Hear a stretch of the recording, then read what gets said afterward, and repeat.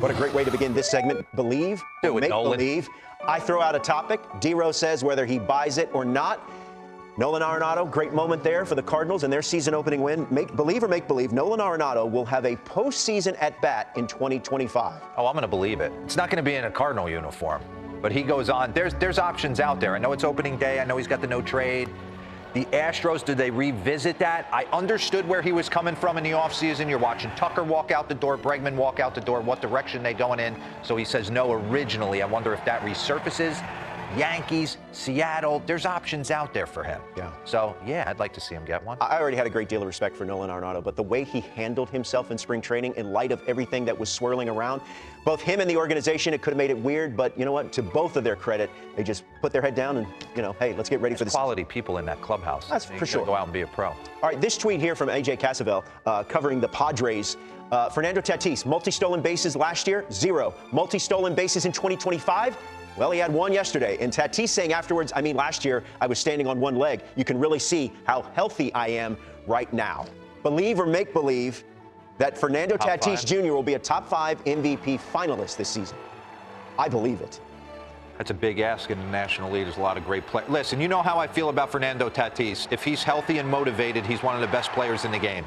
So, yeah, I'm going to believe it, top 5. If he's going to run the bags, steal 40, hit 40, keep San Diego in it, because I think they're kind of interesting, right? Yeah, very interesting. Are they going to be a playoff team, a wild card team, or are they going to be trading Dylan Cease and Michael King at some point? We honestly have no idea where they're going to go. Point. Had a nice comeback win yesterday against the Atlanta Braves. All right, believe or make believe, Sandy Alcantara will make a postseason start in 2025.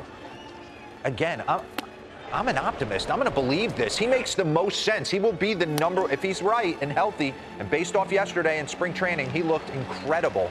He's the #1 guy. He's got 3 years. What, Nace, 50, a little over 50 million? 55 million left? Yeah. Give up a couple prospects? Yeah. And we only bring this up just because we know that the Marlins are in a different stage of their franchise, even though they got a big walk-off win yesterday against the Pittsburgh Pirates. All right.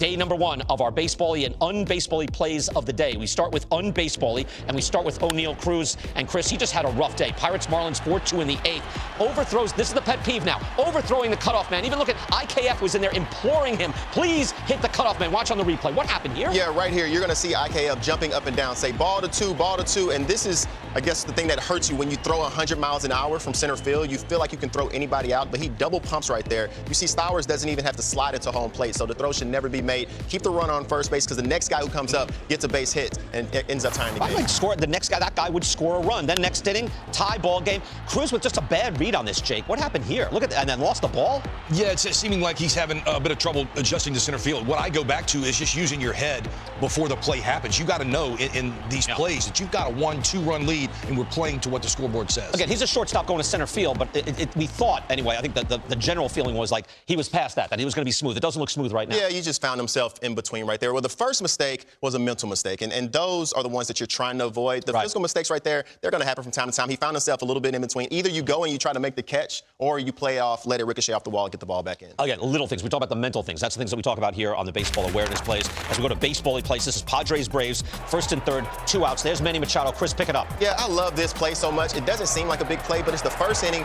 You're down 1-0, 2 strikes on Jackson Merrill. Go ahead. Even though it's Manny Machado, he's paying attention to the middle infielders and know that they're not going to cover. So he says, let me take this free bag. So now when Jackson Merrill gets a great base hit up the middle, he's able to score. And that's a way that you can steal a run all throughout the season. So if the team is going to give you an inch, you have to take it every time and take advantage of those runs you can get. I love the small things. It's a big thing, right? You hear somebody talk about respecting 90 feet, you just saw it right there. That's why you do it. Excellent stuff. First, baseball-y plays, right? Love it. They say, you guys all in the metrics and everything else. No. Baseball awareness. Absolutely. Fundamentals. We have to get back to that. We have to get back to playing with the metrics with our head and playing the game. Think about that every time you blast me or analytics, all right? When you're on another show. I watch you on these other shows. Come on, Jake.